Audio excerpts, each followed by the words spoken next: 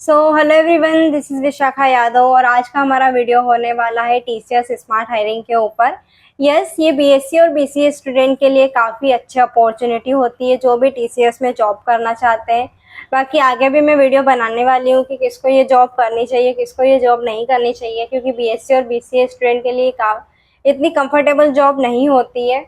But okay, अब ये opportunity आई है, आपको अप्लाई करना है, जो कि एप्टीट्यूड बेस्ड रहेगा। जैसे आपको पता ही होगा कि टीसीएस में सिलेक्शन टीसीएस एनक्यूटी के थ्रू होता है, जो कि बीटेक और एमसीए वाले स्टूडेंट देते हैं। लेकिन हमें लगता है कि हम एलिजिबल नहीं है, बट नहीं, बीएससी और बीसीए स्टूडेंट भी एलिजिबल होते हैं इस एग्जाम को देने के लिए, जिस एग्जाम का नाम है BSc smart hiring. Yes, BSc smart hiring में एप्टीट्यूड रहता है, जिसमें मैथ्स, रीजनिंग और इंग्लिश होता है, जिसकी प्रिपरेशन आप अच्छे से करके कट ऑफ क्लियर करके आपका सिलेक्शन हो जाता है। देन इंटरव्यू प्रोसेस होती है और आपका ज्वाइनिंग लेटर आपके हाथ में आ जाता है। देन आपके ऊपर डिपेंड करता है कि आपको ज्वाइन करना है या नहीं। वही हायरिंग अभी टीसीएस में आई है और उसी के बारे में आज को बताने वाली हूँ कि उसकी रजिस्ट्रेशन डेट कब तक की है, कैसे अप्लाई करना है, कौन कौन स्टूडेंट एलिजिबल है, कौन स्टूडेंट एलिजिबल नहीं है। ओके, सो चलते हैं कंप्यूटर स्क्रीन पर। Let's start.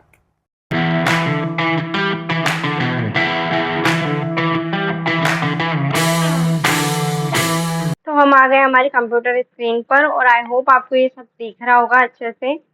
A life time of streams required a smart beginning.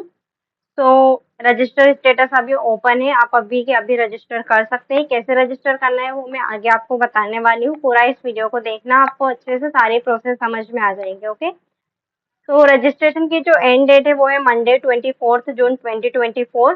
तो अभी आपके पास काफ़ी टाइम है, आज तो 3 जून है, तो आप अच्छे से रजिस्ट्रेशन फॉर्म फिल कर सकते हैं और सारी प्रोसेस आपकी हो सकता है। अगर कोई डॉक्यूमेंट भी नहीं है आपके पास तो उसका अरेंजमेंट भी हो सकता है। तो जल्दी से जल्दी इस स्मार्ट हायरिंग का फॉर्म फिल कर देना।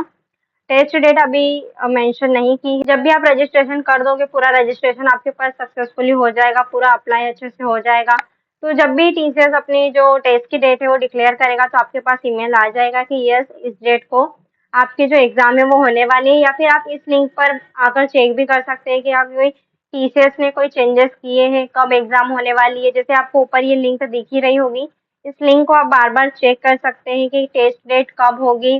बट आप अपनी प्रिपरेशन पे ध्यान दीजिए, क्योंकि जब भी टेस्ट डेट आएगी तो आपके पास ईमेल आ जाएगा कि यस, इस डेट को आपका टेस्ट है। और टेस्ट में मैंने आपको बता ही दिया है 3 सेक्शन होने वाले हैं, तो उसकी प्रिपरेशन अच्छे से कर लो। यस, इसमें कोडिंग सेक्शन नहीं होता है, क्योंकि बीएससी और बीसीए वालों के लिए तो इसमें सिर्फ एप्टीट्यूड सेक्शन होता है, जिसे हमें अच्छे से परफॉर्म करना होता है।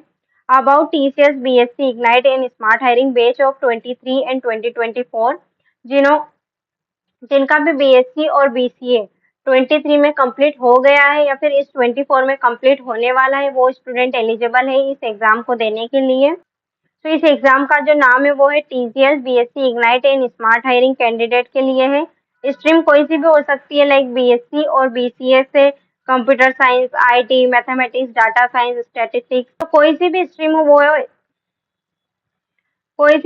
हो वो स्टूडेंट एलिजिबल है इस एग्जाम को देने के लिए। 23 एंड 24 के पास आउट होने चाहिए और बीसीए और बीएससी से बिलोंग करना चाहिए। ओके, देन ये टीसीएस बीएससी इग्नाइट के बारे में बताया गया है। यस, इसमें 2 प्रोग्राम होते हैं, एक होता है टीसीएस इग्नाइट और एक होता है टीसीएस स्मार्ट हायरिंग। जो स्टूडेंट अपनी एग्जाम में, जैसे कि एप्टीट्यूड का टेस्ट होता है, उस एग्जाम में अच्छा परफॉर्म करते हैं, अच्छे मार्क्स लाते हैं, तो उन्हें टीसीएस इग्नाइट की अपॉर्चुनिटी मिलती है, जिसमें क्या होता है कि टीसीएस से एमसीए करवाया जाता है। एमसीए मतलब फ्री ऑफ कॉस्ट नहीं होता है, उसके लिए हमें पे करना होता है।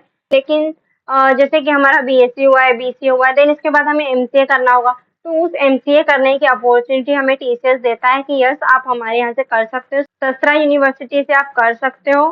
तो उनके लिए काफ़ी अच्छी अपॉर्चुनिटी होती है। उनकी ट्रेनिंग अलग से होती है, जो कि चेन्नई त्रिवेंद्रम में होती है। मतलब फाइनल रहता है कि टीसीएस इग्नाइट वालों की चेन्नई त्रिवेंद्रम में ही जो ट्रेनिंग होती है। और स्मार्ट हायरिंग वालों की कहीं पर भी हो सकती है, लाइक जैसे मैं अभी अहमदाबाद में कर रही हूँ, और अलग जैसे पुणे, मुंबई, दिल्ली, उनका मन होता है वहाँ दे देते हैं।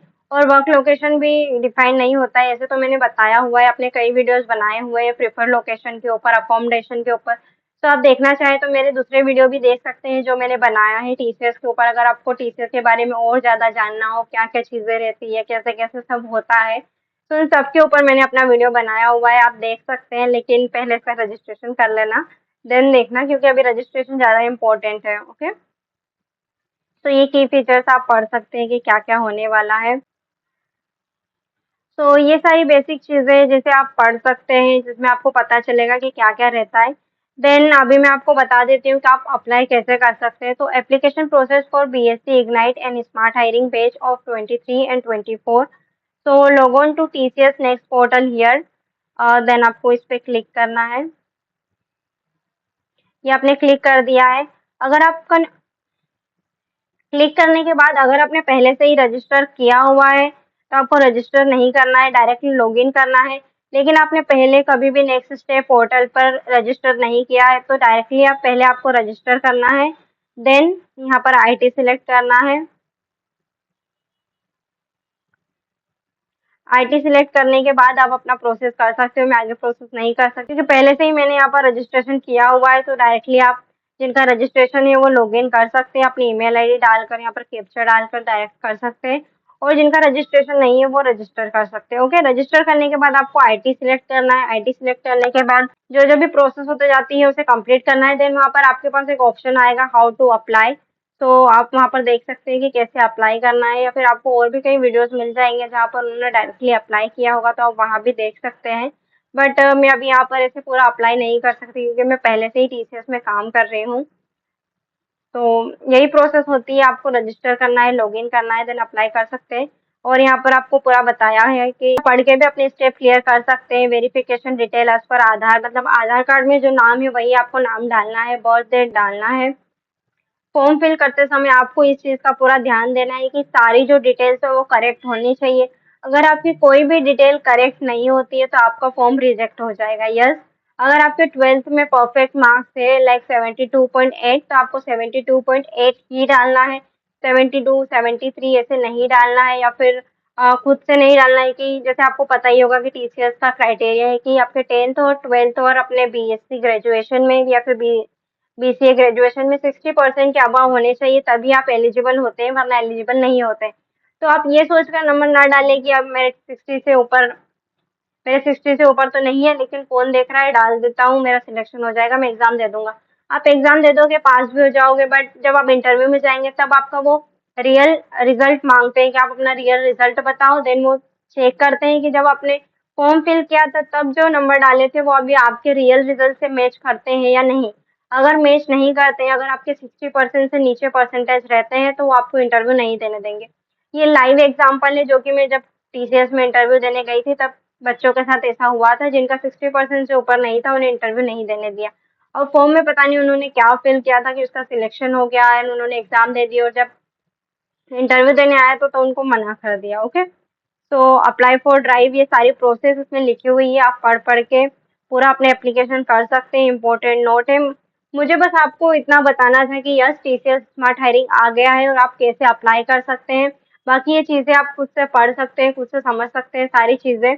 और बाकी कोई भी अगर आपको प्रॉब्लम आती है तो यहाँ पर टीसीएस हेल्पलाइन नंबर दिया हुआ है, जिस पर आप कॉल करके सपोर्ट टीम से अपना सपोर्ट मांग सकते हैं।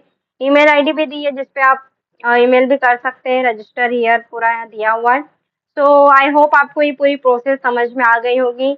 बीएससी और बीसीए स्टूडेंट के लिए काफ़ी अच्छी अपॉर्चुनिटी है, तो इस अपॉर्चुनिटी को मिस मत करो।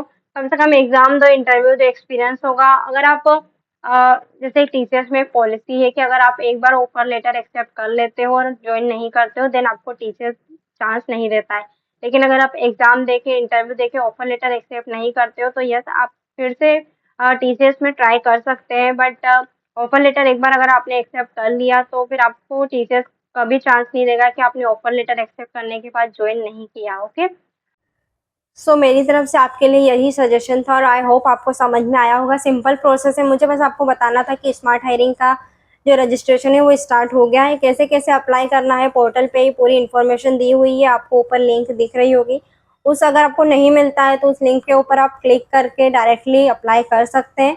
देन मैं डिस्क्रिप्शन में भी डाल दूंगी जिससे आप डायरेक्टली अप्लाई कर सकें। तो आपको आज से ही अपनी प्रिपरेशन स्टार्ट करनी है, क्योंकि एप्टीट्यूड का लेवल थोड़ा मीडियम रहता है तो उसको थोड़ा क्लियर करना टफ होता है। आपके सारे आपके सारे कॉन्सेप्ट क्लियर होना चाहिए, सारी चीज़ें क्लियर होना चाहिए, क्योंकि हमारे इसमें कोडिंग पार्ट नहीं होता है, ओनली एप्टीट्यूड पार्ट होता है। उसी के ऊपर हमें अच्छी कमांड बनानी होती है और उसी के बेस पे हमारा सिलेक्शन होता है। ओके, सो अभी आप प्रिपरेशन स्टार्ट कीजिए। अगर आपको मुझसे कोई हेल्प चाहिए तो आप कमेंट सेक्शन में लिख सकते हैं, सारे क्वेश्चंस का आंसर दूंगी। और मैंने और भी कई वीडियोस बनाए हैं इंपॉर्टेंट टॉपिक्स के ऊपर, मेरे एक्सपीरियंस के ऊपर, आप वो वीडियो भी देख सकते हैं जिससे आपको काफ़ी हेल्प मिलेगी। आज की वीडियो में बस इतना ही, मिलते हैं नेक्स्ट वीडियो में। Bye bye.